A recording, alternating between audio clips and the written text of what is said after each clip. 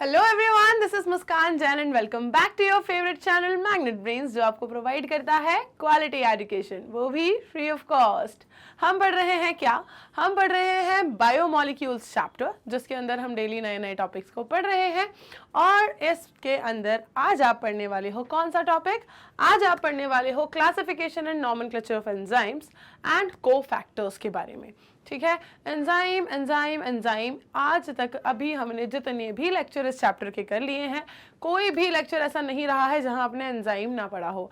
Right, कोई भी lecture ऐसा नहीं रहा है जहां आपने एंजाइम ना पढ़ा हो। आज जो कि इस चैप्टर का लास्ट लेक्चर है, इसके बाद आपको एनसीईआरटी सॉल्यूशंस मिलने वाले हैं। आज भी आप पढ़ने वाले हो अबाउट एंजाइम्स ओनली। ओके, चलो स्टार्ट करेंगे इस लेक्चर को पढ़ना। जानेंगे कैसे क्लासिफिकेशन किया गया है, कैसे नॉमेनक्लेचर किया गया है एंजाइम्स का।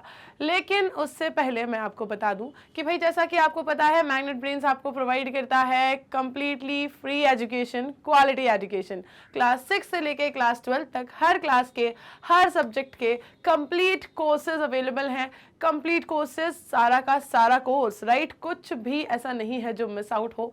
चैनल पर आपको हर चीज़ मिल जाएगी, सारे प्लेलिस्ट आपको मिल जाएंगे, और वो भी फ्री ऑफ कॉस्ट। ओके, कहीं भी किसी भी चीज़ के लिए आपको कोई भी चार्जेस नहीं देने हैं, कोई भी पेड सब्सक्रिप्शन नहीं लेना है।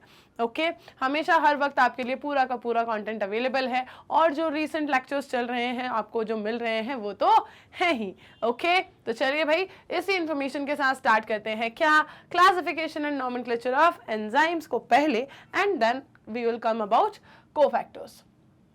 चलो देखेंगे कैसे आपको एंजाइम्स को क्लासिफाई करना होता है, किस तरह से उन्हें नाम देना होता है। चिंकू, पिंकू, मिंकू, किस नाम से आप एंजाइम्स को बुलाते हो और किस बेसिस पे आप उन्हें नाम देते हो। हाँ, उस वक्त मैम जो अच्छा कार्टून चल रहा हो वो नाम दे देते हैं। राइट, जैसे आज अगर मुझसे कोई कहे कि मुझे 2 एंजाइम को नाम देना है, तो मैं क्या नाम दूंगी? मैं उन्हें कह दूंगी भाई, एक है ढोलू, एक है मोलू, एक है कालू, एक है भीम। राइट, तो कोई कुछ तो एक क्राइटेरिया होगा ना फिक्स। मैंने ये नाम क्यों दिए? क्योंकि मैंने एक रूल बना लिया कि जो कार्टून कैरेक्टर चल रहा होगा, ठीक है, जो भी मैं उस वक्त देखती होंगी, उसके बेसिस पे मुझे नाम देना है। कोई एक रूल तो फिक्स करना पड़ेगा ना। आप XYZ किसी भी तरीके से नाम कैसे दोगे? अगर मैं कहूं कि भाई मेरे सामने 15 एंजाइम पड़े हुए हैं, या मेरे सामने 26 एंजाइम्स पड़े हुए हैं, या मेरे सामने 20 एंजाइम्स पड़े हुए हैं, मैंने उनको 1 to 20 नाम दे दिया नंबर्स के बेसिस पे। क्यों? क्योंकि मैंने रूल बना लिया था अपने मन मर्जी में कि मुझे सबको नंबरिंग्स देनी है, काउंटिंग्स देनी है। ठीक है, तो कुछ तो आपको सेट करना पड़ता है, कोई क्राइटेरिया तो फिक्स करना पड़ता है। अगर आपको किसी भी चीज को नाम देना है, रैंडमली किसी को भी कुछ भी नाम से बुलाओगे तो वो आपकी तरफ पलट के देखेगा क्या? नहीं देखेगा। राइट, आपको उसे कोई एक फिक्स्ड नाम देना पड़ेगा जो उसे भी बताओ कि उसका है। ठीक है, अब बोलो मैम, क्या एंजाइम को आवाज लगाने वाले हैं हम? ए छोटू इधर आ, एंजाइम तेरा काम है, चल रिएक्शन को क्या करवा दे, हाई रेट करवा दे इसका। क्या हम ऐसा कुछ करने वाले हैं? Obviously not. हम बात कर रहे हैं सिर्फ इस सिंपल से कंक्लूजन की, जो इस पूरी बात से निकल के आता है कि किसी को भी नाम देना है, किसी को भी क्लासिफाई करना है, तो उसके लिए कोई एक फिक्स्ड क्राइटेरिया होता है। उसी के बेसिस पे आप उसे नाम देते हो, उसी के बेसिस पे आप उसे क्लासिफाई करते हो, है ना। हर चीज का एक फिक्स्ड क्राइटेरिया होता है। तो बस आपको वही समझना है कि एंजाइम्स को क्लासिफाई करने के लिए कौन सी एक फिक्स्ड रूल है, कौन सा एक फिक्स्ड क्राइटेरिया है, जिसके बेसिस पर एंजाइम को नाम दिया जाता है कि कौन सा एंजाइम क्या कहलाएगा, और कौन सा वो फिक्स्ड क्राइटेरिया है जिसके बेसिस पर एंजाइम्स को हम क्या करते हैं?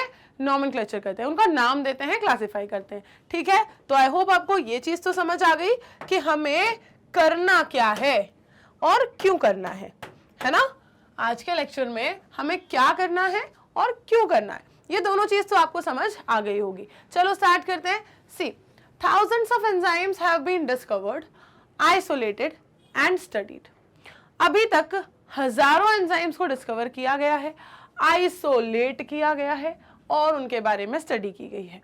ठीक, most of these enzymes have been classified into different groups based on the type of reactions they catalyze. बोला ना मैंने, किसी चीज पर तो बेस्ड होता है हर एक फिनोमिना। कुछ भी बिल्कुल ऐसे बेसलेस नहीं होता, नॉनसेंस कुछ नहीं होता। ठीक है, नॉनसेंस तो यही है कि किसी को भी रैंडमली किसी भी नाम से मैं छोटू, मोटू, पिंकू, गोलू, रोलू कुछ भी बोलती रहूं, ये क्या है? ये कोई बिल्कुल बेसलेस है। ठीक है, मैंने किसी भी बेस पे नहीं बोला इस चीज को। लेकिन यहाँ तो बातें भाई सेंस वाली होनी जरूरी है। ये कह रहे हैं that most of the enzymes have been classified into different groups based on the type of reactions they carry or they catalyze. देखो किस चीज के ऊपर बेस्ड,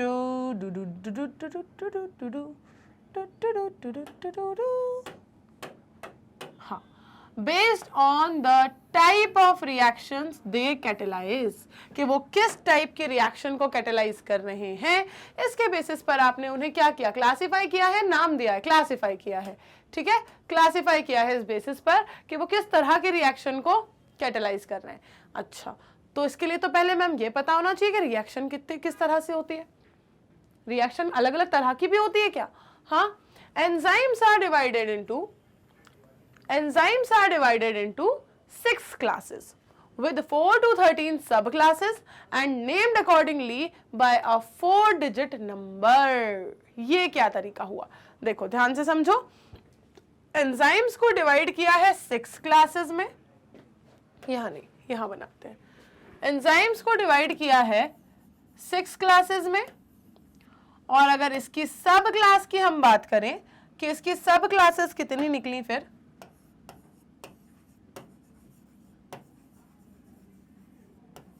ठीक है, एंजाइम्स को डिवाइड किया 6 क्लासेस में, और हर क्लास की कितनी, 4 to 13 सब classes, each class with 4 to 13 सब क्लासेस, तो हर क्लास की 4 to 13 सब क्लासेस भी निकली। फिर क्या किया गया, and named accordingly by a 4-digit number, फिर अकॉर्डिंगली उन्हें 4-digit नंबर से नाम दिया गया। ठीक है, समझो इस लाइन को एक बार जरा, कि एंजाइम्स को क्या किया, 6 क्लासेस में डिवाइड किया, हर एक क्लास की 4 to 13 सब क्लासेस निकल कर आई, और फिर उनको अकॉर्डिंगली क्या किया गया, नाम दिया गया एक 4-digit नंबर से। बताओ यहां तक क्लियर है?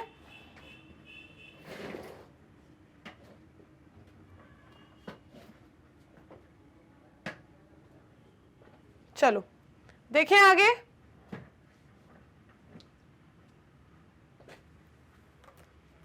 चलिए भाई आगे देखेंगे।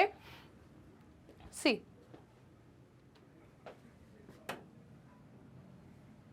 यहां से करते हैं। देखो अब क्या आया कहानी में, ऑक्सीडो रिडक्टेसिस या डिहाइड्रोजिनेसिस, ये क्या है?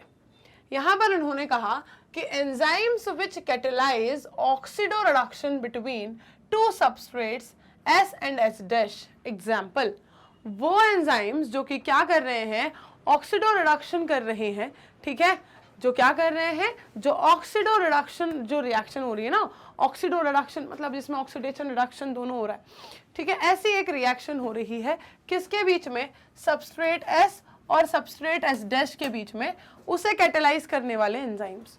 Enzymes which catalyse oxido reduction between substrate S and substrate S'। अब वो क्या कर रहे हैं, यहां पर उन्होंने उस चीज को एक रिएक्शन फॉर्मेट में लिख के दिया that S is getting reduced and S' is getting oxidised. ठीक है, यहां पर क्या हो रहा है, S रिड्यूस हो रहा है और S' क्या हो रहा है, ऑक्सीडाइज हो रहा है। मतलब ऑक्सीडेशन और रिडक्शन दोनों चल रहे हैं, मतलब ऑक्सीडेशन और रिडक्शन दोनों चल रहे हैं। S क्या हो रहा है, S सबस्ट्रेट जो है वो 2 सबस्ट्रेट हैं, एक है S, दूसरा है S'। उन्होंने कहा कि S क्या हो रहा है, ऑक्सीडाइज हो रहा है, रिड्यूस हो रहा है, और S' क्या हो रहा है, ऑक्सीडाइज हो रहा है। ठीक है, 2 हैं, दोनों में से कोई एक रिड्यूस हो रहा है, एक ऑक्सीडाइज हो रहा है, इस तरह से समझ लो। अब फिर उसका जब उन्होंने देखा आगे जाके रिएक्शन कि अब क्या हुआ, ये पलट, अब क्या हुआ, ये पलट गया। सी, अब ये ऑक्सीडाइज हो गया और ये क्या हो गया, रिड्यूस्ड। ये कैसा हो गया, ऑक्सीडाइज्ड, और ये क्या हो गया, रिड्यूस्ड। इसे क्या कहा उन्होंने, इसे उन्होंने ये कहा कि 2 सबस्ट्रेट्स के बीच में ऑक्सीडो रिडक्शन करवाने वाला एंजाइम, ठीक है, जो क्या कहलाएगा, जो कहलाएगा ऑक्सीडो रिडक्टेसिस या डिहाइड्रोजिनेसिस। ठीक है, इसे क्या कहोगे आप, डिहाइड्रोजिनेसिस या फिर ऑक्सीडो रिडक्टेसिस। अब उन्होंने ये कहा दूसरा टाइप अगर आप पकड़ोगे तो दूसरा है ट्रांसफरेजेस। ये क्या करवाएंगे, ट्रांसफर करवा रहे हैं किसी का, दिल्ली टू मुंबई। बताओ ये क्या किसी चीज का ट्रांसफर करवा रहे हैं क्या? Yes, enzymes catalysing a transfer of a group वो एंजाइम्स जो कि क्या कर रहे हैं, एक ग्रुप का ट्रांसफर कैटेलाइज कर रहे हैं, enzymes catalysing a transfer of a group G, वो एंजाइम्स जो कि एक ग्रुप जी का ट्रांसफर कर रहे हैं other than hydrogen between a pair of substrate S and S dash. Example देखो, वो एंजाइम्स जो कि क्या कर रहे हैं, enzymes catalysing a transfer of a group, ठीक है, एक ग्रुप का ट्रांसफर करवा रहे हैं G other than hydrogen between a pair of substrate S and S dash. अब देखो, एक सबस्ट्रेट एस के पास यहां पर एक ग्रुप था, उसका इन्होंने क्या करवा दिया, ट्रांसफर करवा दिया, उसे दूसरे सबस्ट्रेट के पास पहुंचा दिया, ठीक है। दो सबस्ट्रेट के बीच में उन्होंने इस ग्रुप को क्या करवा दिया, ट्रांसफर करवा दिया। पहले ये ग्रुप कहां था, पहले ये ग्रुप था इस वाले सबस्ट्रेट के पास, ओके। अब इस एंजाइम ने जिसका नाम है क्या, ट्रांसफरेजेस, ये क्या करवा देगा, ट्रांसफर करवा देगा। ट्रांसफरेजेस में ये क्या करेगा, इस ग्रुप को जो कि सबस्ट्रेट एस के पास था उसे सबस्ट्रेट एस डैश के पास पहुंचा देगा, और इसीलिए हम इसके इस तरह के सारे एंजाइम्स को कहते हैं क्या, इस पूरे एंजाइम कैटेगरी को कहते हैं क्या, ट्रांसफरेजेस। क्या कहते हैं उन्हें, ट्रांसफरेजेस। अब देखो, यहां पर पहले एस डैश अकेला था, अब यहां पर आ गया एस अकेला, ठीक है। ये सिंगल हो गया क्योंकि अब इससे कोई ग्रुप कंबाइंड नहीं है, ग्रुप जाके कंबाइन हो गया है एस डैश सबस्ट्रेट से, ठीक। तो इस सिंपल सी मैकेनिज्म को समझने में क्या किसी को कोई दिक्कत, परेशानी, आपत्ति, विपत्ति, चाय की पत्ती है तो बता दो, जल्दी से कमेंट बॉक्स में भर के बता दो। क्या इन दोनों टाइप के एंजाइम में, क्या इनकी दोनों की बेसिक सी वर्किंग मेथड में आपको कोई आपत्ति, विपत्ति, चाय की पत्ती है क्या, बताओ जल्दी से। किसी को कोई दिक्कत है, बताओ बताओ बताओ, है किसी को कोई दिक्कत, आगे बढ़े। ऑक्सीडो रिडक्टेजेस, डिहाइड्रोजनेजेस क्या करते हैं, ऑक्सीडो रिडक्शन को कैटेलाइज करवाते हैं, किसके बीच में, दो सबस्ट्रेट के बीच में। और अगर हम बात करें दूसरी कैटेगरी की विच इज ट्रांसफरेजेस, तो ये क्या करवाते हैं, ये मेक श्योर करते हैं कि जो सबस्ट्रेट के पास जो ग्रुप कंबाइंड है वो जाके किससे कंबाइंड हो जाए, दूसरे सबस्ट्रेट से। मतलब इन्होंने एक ग्रुप को एक सबस्ट्रेट से दूसरे सबस्ट्रेट के पास ट्रांसफर करा दिया, इसलिए इन्हें कहते हैं हम क्या, ट्रांसफरेजेस। बताओ, है कोई जिसको किसी भी तरह की आपत्ति, विपत्ति, चाय की पत्ती हो, बताओ। हाँ, एक बात ध्यान देना, ये जो ब्रैकेट है ना यहाँ पर, कि ये जो ग्रुप है ये दूसरा कुछ भी ग्रुप होगा तो चलेगा, पानी की बात नहीं करना कि यहाँ से हाइड्रोजन उठाया और कहीं वाटर मॉलिक्यूल बना दिया, ठीक है। मतलब हाइड्रोजन को छोड़ के कोई भी दूसरा ग्रुप है जिसको एक सबस्ट्रेट से हटा के आपने दूसरे पे लगा दिया, जिस एंजाइम ने लगा दिया, तो वो ट्रांसफरेजेस की कैटेगरी में आ जाएगा, ठीक है। बस हाइड्रोजन नहीं होना चाहिए, anything other than hydrogen, any group other than hydrogen. यहां तक अगर क्लियर है तो मुझे फटाफट से बता दें और हम देखें अगले, विच आर हाइड्रोलिसिस एंड लाइसेसिस। बताओ, यहां तक अगर क्लियर है तो हम हाइड्रोलिसिस और लाइसेसिस को देखते हैं। एक बार जरा भर दो कमेंट बॉक्स जल्दी से, हाइड्रोलिसिस और लाइसेसिस।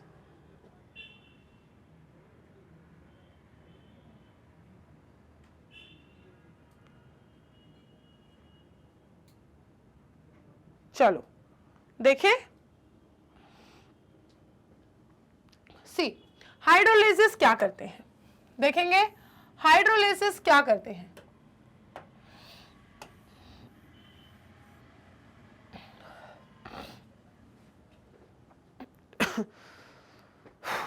सी enzymes catalysing hydrolysis of ester, वो एंजाइम्स जो कि एस्टर्स का क्या करते हैं, हाइड्रोलिसिस करते हैं, ईथर का करते हैं, पेप्टाइड का करते हैं, ग्लाइकोसाइडिक लिंकेज का करते हैं, कार्बन कार्बन लिंकेज का करते हैं, कार्बन टू हैलाइड लिंकेज का करते हैं, या फॉस्फोरस नाइट्रोजन बॉन्ड्स का करते हैं, ठीक। तो ये बताओ मैं कि भाई वो एंजाइम्स जो कि इन सारी चीजों का हाइड्रोलिसिस करते हैं, enzymes catalyzing the hydrolysis of all these things are called as hydrolysis। मतलब किसी भी चीज का अगर हाइड्रोलिसिस हो रहा है तो it will be called as hydrolysis. वो पूरे एंजाइम्स किस कैटेगरी में आ जाएंगे, हाइड्रोलिसिस की कैटेगरी में आ जाएंगे, अगर वो क्या करवा रहे हैं, अगर वो हाइड्रोलिसिस करवा रहे हैं तो।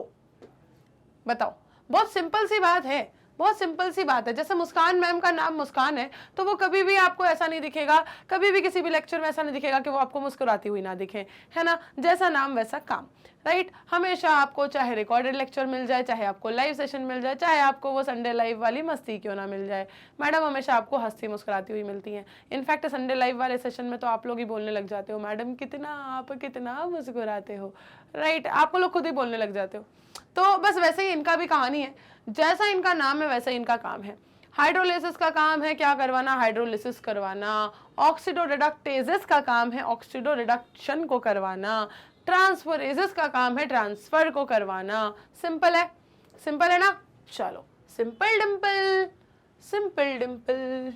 दूसरा देखेंगे लाइसिस, ठीक है। लाइसिस क्या है ये कुछ ना कुछ तो ये लाइसिस वाला टर्म है, ये क्या करवाते हैं जरा देख लो क्या करवा रहे हैं ये। Enzymes that catalyse removal of groups from, वो एंजाइम्स जो कि क्या करते हैं, किस चीज को कैटेलाइज करते हैं, ग्रुप्स के रिमूवल को। कहां से कहां, सबस्ट्रेट, ठीक है। सबस्ट्रेट से ग्रुप्स को रिमूव करवाना। तो मैम ये तो अभी हुआ था, ट्रांसफरेजेस ने किया था, कुछ चेंज होगा। देखो क्या चेंज है, by mechanisms other than hydrolysis and leaving double bonds, ठीक है।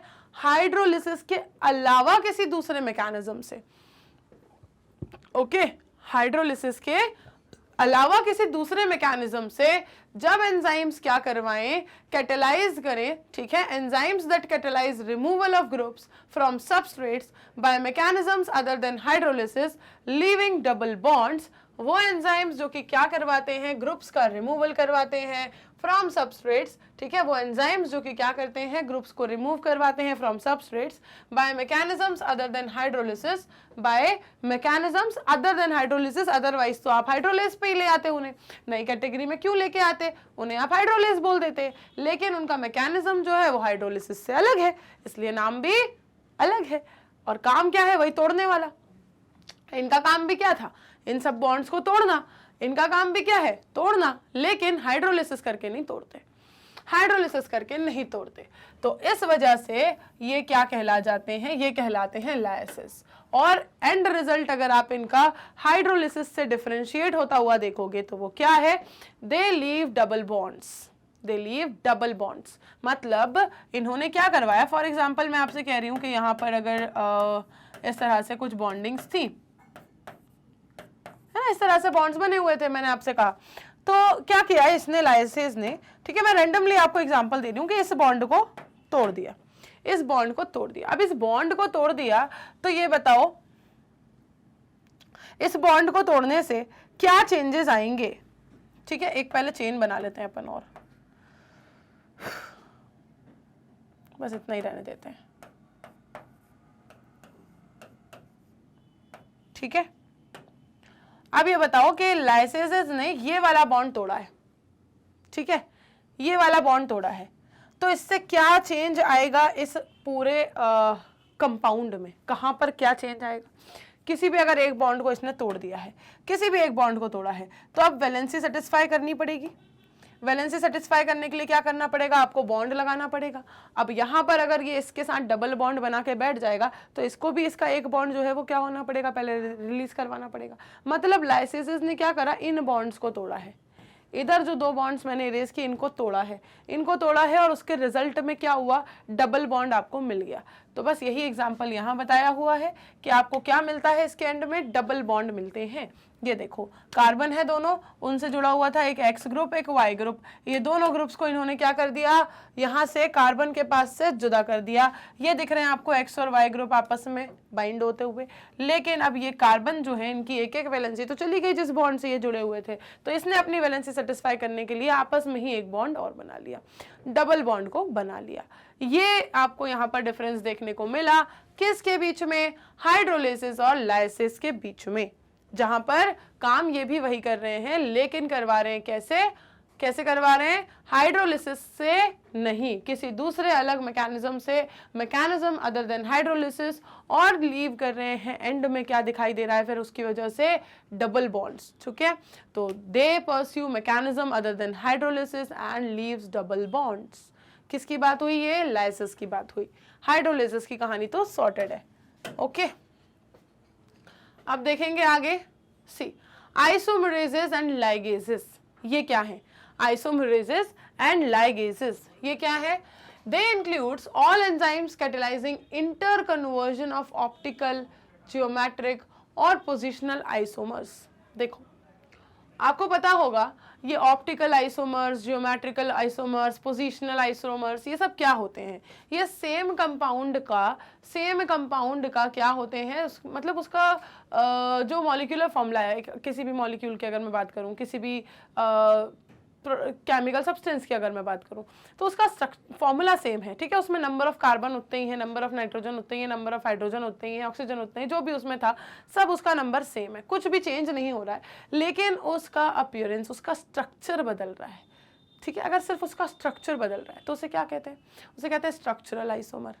अगर आप उसी सेम चीज की क्या देखो, ऑप्टिकल बात करें, हम उसकी मिरर इमेज देखें कि मिरर के उस साइड पे वो कैसा दिख रहा है, तो उसे क्या कहते हैं? उसे कहते हैं उसका क्या? Optical isomer, right. इस तरह से ज्योमेट्रिक आइसोमर भी होते हैं, पोजिशनल आइसोमर, ठीक। तो ये आइसोमर्स क्या होते हैं? ये सेम वर्जन होते हैं, किस चीज का? किसी एक कंपाउंड का, किसी एक फॉर्मूला का, सेम टू सेम वर्जन होते हैं, बस उसका क्या होगा? फॉर्मूला सेम है, सब कुछ सेम है, बस अपीयरेंस अलग होगा, और जिस तरह से अलग होगा वैसा वो आइसोमर कहलाएगा। स्ट्रक्चर अलग है तो स्ट्रक्चरल आइसोमर कहलाएगा। इमेज अलग दिख रही है, मिरर के दूसरे साइड वाली इमेज जो होती है ना, मिरर इमेजेस, अगर वैसा है तो वो उसका ऑप्टिकल आइसोमर कहलाएगा। तो इस तरीके से आइसोमर कौन सा है ये डिपेंड करेगा, लेकिन बात हम कर रहे हैं अभी फिलहाल किसकी? इस एंजाइम की जिसका नाम ही है आइसोमरेजेस। तो ये क्या करता है? It includes all enzymes catalysing inter conversion of these things. जो मैं ये कह रही हूँ कि एक कंपाउंड है, फॉर एग्जाम्पल देखो, फॉर एग्जाम्पल अगर मैंने बनाया कि मैंने आपसे बोला कि यहाँ पे कार्बन है, ठीक है, यहाँ पे कार्बन है और ये इस तरीके से बना रहा है क्या? कोई एक कंपाउंड, कुछ भी इसने यहाँ पर इस तरीके से बना दिया, ठीक है, इस तरीके से मैंने इसको यहाँ बनाया है। अब अगर मैंने आपसे कहा कि आप मुझे किसी भी चीज़ की क्या बताओ, मिरर इमेज बताओ, ठीक है, मैं पॉलिश नहीं कर रही अभी, मैं कहूँ कि मिरर के दूसरे साइड पे कैसा दिखेगा आपको, तो आप इसको क्या ऐसा बनाओगे क्या? उल्टा सी? बताओ। नहीं, ऐसे नहीं बनाते हम ऐसे बनाते हैं, अरे भाई रुक जा, ऐसे नहीं बनाते, उल्टा सी नहीं बनाते। सी तो ऐसा ही बनाओगे, पर पहले बनाओगे आप ये, पहले यहाँ हाइड्रोजन से शुरू हो रहा था, नहीं, अब यहाँ पे आप इसको शुरू करोगे कार्बन से,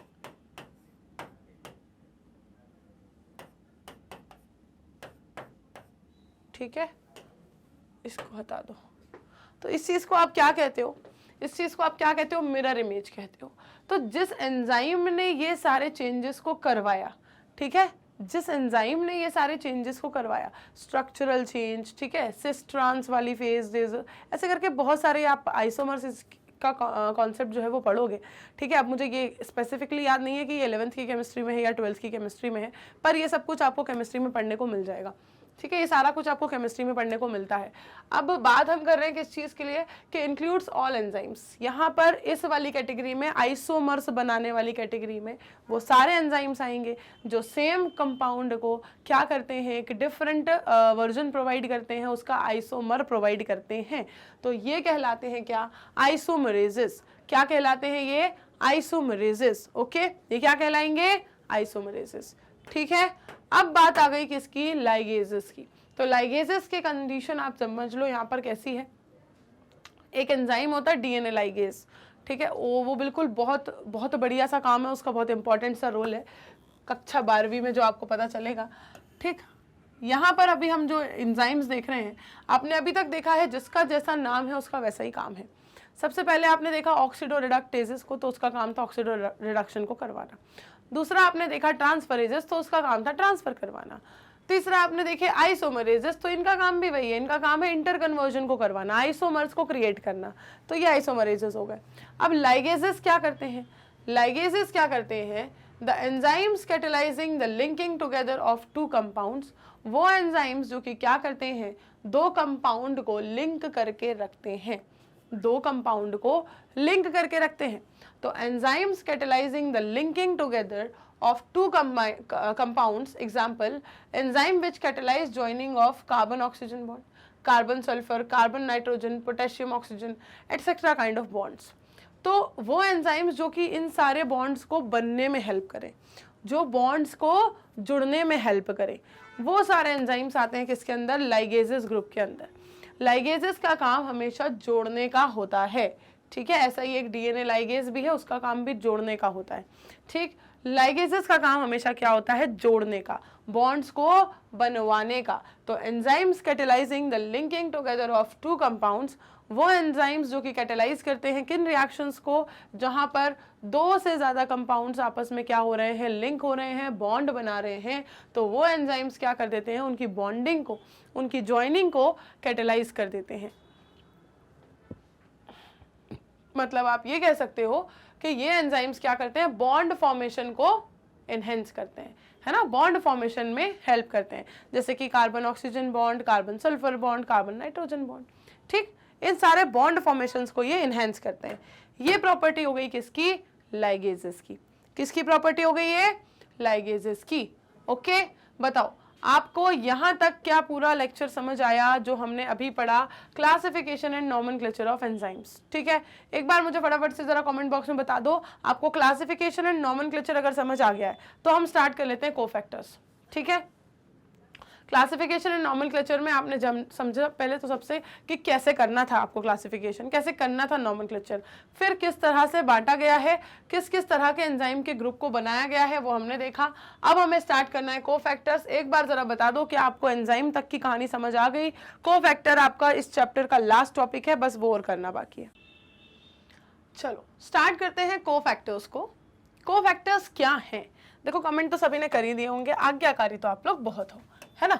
तो enzymes are composed of one और सेवरल पॉलीपेप्टाइड चेन्स। हम कितनी बार पढ़ना पड़ेगा, ये कितनी बार पढ़ना पड़ेगा, इतनी बार तो सुन लिया हमने कि हाँ पॉलीपेप्टाइड की लॉन्ग चेन होती है, और होता है क्या, ऑल एंजाइम्स आर प्रोटीन्स, ठीक है मैम सुन लिया। अमाइनो एसिड्स होते हैं, पेप्टाइड बॉन्ड से जुड़े होते हैं, और ऐसे करके बहुत सारे अमाइनो एसिड्स का हेट्रोपॉलीमर वर्जन। हेट्रोपॉलीमर क्योंकि बहुत अलग अलग अमाइनो एसिड्स होते हैं, ऐसा नहीं कि सारे एक ही एक एलेनिन को मिला के पूरा एक प्रोटीन बना दिया, ऐसा नहीं होता मैम, अलग अलग होते हैं अमाइनो एसिड, इसलिए बोलते हैं हम इसको हेट्रोपॉलीमर, इसलिए कहलाती है पॉलीपेप्टाइड, ठीक है पता है। आगे बताओ।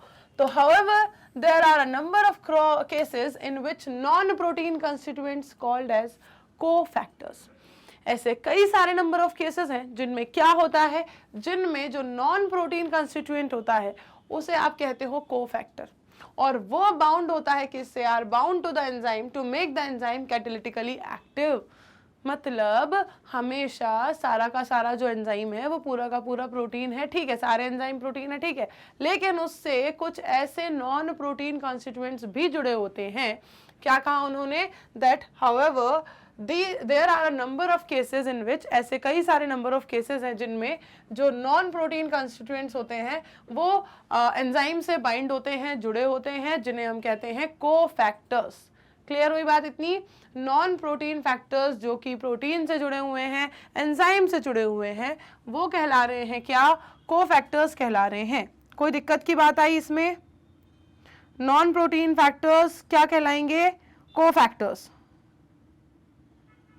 ठीक है, क्लियर है इतना। आगे देखते हैं।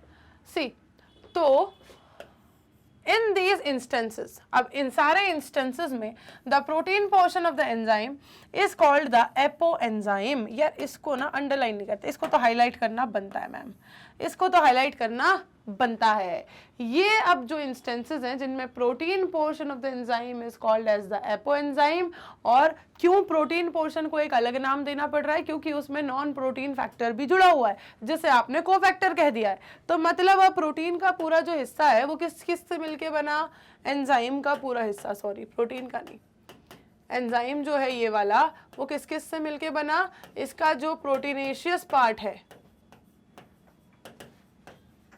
ठीक है, इसका जो प्रोटीनेशियस पार्ट है वो क्या कहलाएगा, एंजाइम का प्रोटीनेशियस पार्ट क्या कहलाएगा, बताओ बताओ जल्दी बताओ, जल्दी से आंसर देंगे सारे। जो प्रोटीनेशियस पार्ट है, देखो the protein portion of the enzyme is called as the apo enzyme, उसे क्या कहोगे आप, एपो एंजाइम कहोगे।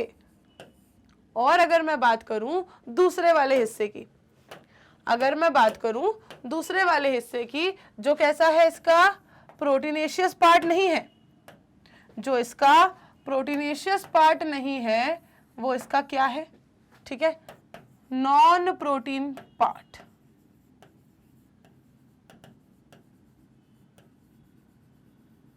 ठीक है, नॉन प्रोटीनेशियस, वो क्या कहलाएगा,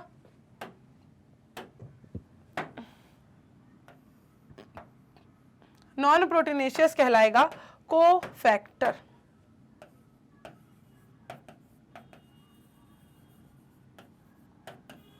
सिंपल बात हो गई क्या, बताओ बताओ, सिंपल बात हो गई या नहीं हुई, सिंपल है ना। एंजाइम जिसका प्रोटीनेशियस पार्ट आप कह रहे हो एपो एंजाइम, और जो नॉन प्रोटीनेशियस पार्ट है उसे कह रहे हो कोफैक्टर।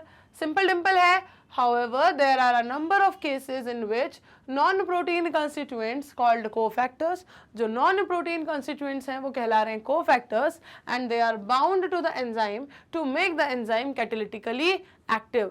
ये cofactors जब एंजाइम से बाइंड होते हैं तो वो उसे कैटेलिटिकली एक्टिव बनाते हैं, उसकी कैटेलिटिक साइकिल को एक्टिव बनाते हैं और उसे एक्टिवेट करते हैं। सी, तो 3 काइंड्स ऑफ कोफैक्टर्स में बी आइडेंटिफाइड। अब इन कोफैक्टर्स के 3 भाई बंधु हैं। इन कोफैक्टर्स के कितने भाई बंधु, 3 भाई बंधु। ओके, ये क्या भाई बंधु बोल रहे हो मैम आप, क्या होता है ये, हाँ तो क्या बोलूं, ब्रोस बोलूं, it has 3 bros। See, तो 3 kind of cofactors may be identified: prosthetic groups, coenzymes and metal ions। क्या होते हैं ये, प्रोस्थेटिक ग्रुप, देखो हम जो लिख रहे हैं वो लिखा रहे ये सोच के लिख रहे हैं, ठीक है। अब इसके आगे अगर ये चला जाए तो नहीं जाएगा, नहीं जाएगा, चलो ठीक है। हाँ, प्रोस्थेटिक ग्रुप, और क्या है अपने पास, कोएंजाइम, और क्या है हमारे पास, मेटल आयंस। ओके, इस तरह से हमारे पास क्या क्या अवेलेबल है, 3 kind of cofactors are available. Okay, 3 kind of cofactors are available. 3 cofactor हो गए, प्रोस्थेटिक ग्रुप, कोएंजाइम और मेटल आयन। ये जुड़े होते हैं किससे, ये जाके बाइंड हो जाते हैं एंजाइम के किस वाले पार्ट से, नॉन प्रोटीन पार्ट को ये कंसिस्ट करते हैं, जाके बाइंड हो जाते हैं उसके प्रोटीनेशियस पार्ट से, और वो प्रोटीनेशियस पार्ट कहलाता है एपो एंजाइम। एपो एंजाइम से जुड़ा हुआ है कोफैक्टर, दोनों मिलके पूरा का पूरा क्या है, एंजाइम है। समझ आई ये बात, एपो एंजाइम कोफैक्टर मिलके पूरा का पूरा एंजाइम है। एपो एंजाइम उसका प्रोटीनेशियस पार्ट है और कोफैक्टर उसका नॉन प्रोटीनेशियस पार्ट है। कोफैक्टर 3 अलग अलग टाइप के हो सकते हैं, which can be prosthetic group, coenzyme और मेटल आयन। ये 3 क्या क्या हो सकते हैं, प्रोस्थेटिक ग्रुप, कोएंजाइम या मेटल आयन। बताओ क्लियर है यहाँ तक, बताओ क्लियर है यहाँ तक, प्रोस्थेटिक ग्रुप, कोएंजाइम्स और metal ions, prosthetic group, coenzymes और मेटल आयंस, क्लियर है यहां तक।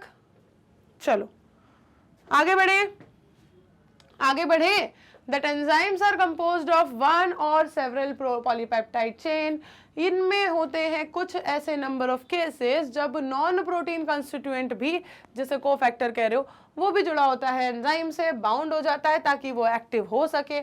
और उन इंस्टेंसेस में जो प्रोटीन पोर्शन होता है, सिर्फ उन्हीं इंस्टेंसेस में जब उसमें कुछ नॉन प्रोटीन फैक्टर भी प्रेजेंट है, तभी आपको स्पेसिफाई करके बताना पड़ेगा कि प्रोटीनेशियस वाले को एपो एंजाइम बोल दो, राइट। जहां पे पूरा ही प्रोटीन ही है तो फिर तो कुछ बोलने की जरूरत नहीं है, फिर तो वह एंजाइम कहला रहा है, कोई दिक्कत नहीं उसको।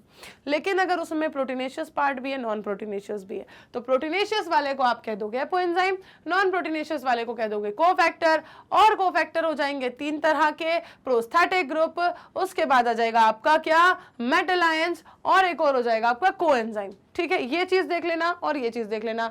ये जो फ्लो है यहां से यहां तक, इसको एक बार फटाफट से नोट डाउन कर लो, नहीं तो फिर चाहो तो स्क्रीनशॉट ले लो, पर ये बैठा तो होना चाहिए सबके दिमाग में, बैठा तो होना चाहिए सबके दिमाग में।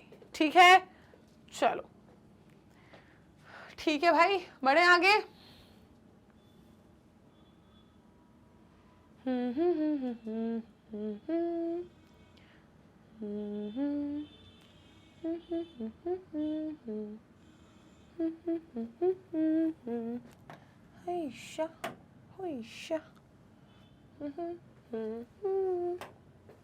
रहने ही देते हैं इसे, अच्छा लगता है। चलो कुछ नया सा मिल जाए मुझे आज तो जीवन में बाहर आ जाए, जैसे कि this,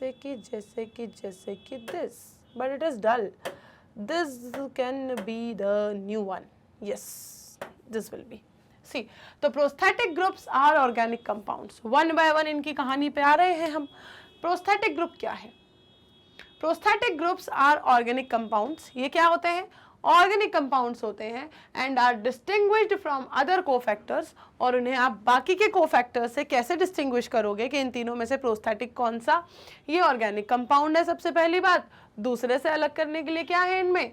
in that they are tightly bound to the apoenzyme, कि ये एपोएंजाइम से बहुत ज्यादा टाइटली जुड़े होते हैं। कैसे होते हैं? टाइटली बाइंडेड होते हैं, टाइटली बाउंड होते हैं। किससे? एपोएंजाइम से। कौन? किसकी बात की मैंने बात की है किसकी? प्रोस्थेटिक ग्रुप्स की। प्रोस्थेटिक ग्रुप क्या है? लाल देवी है। इतनी मेहनत से मैडम कलर सिलेक्ट करे और आती लाल देवी है, कोई तरीका है ये? प्रोस्थेटिक ग्रुप जो होते हैं वो क्या होते हैं? ऑर्गेनिक कंपाउंड्स होते हैं। और उन्हें आप बाकी कोफैक्टर से कैसे डिस्टिंग्विश कर सकते हो? क्योंकि वो होते हैं टाइटली बाउंड टू एपोएंजाइम।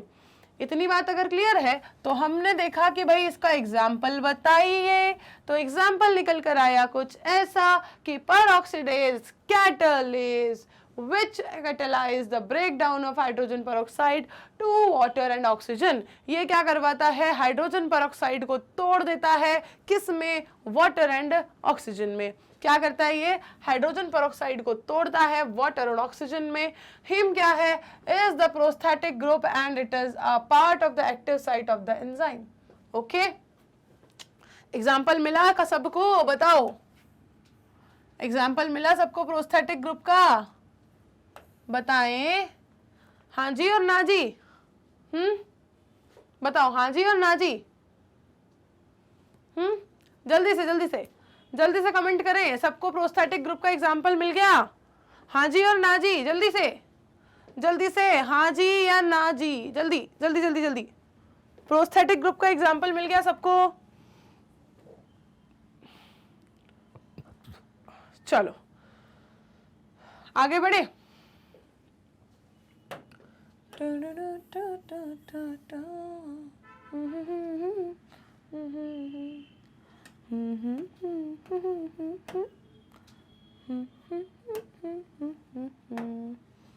चलो, coenzymes are also organic compounds but their association with the epoenzyme is only transient।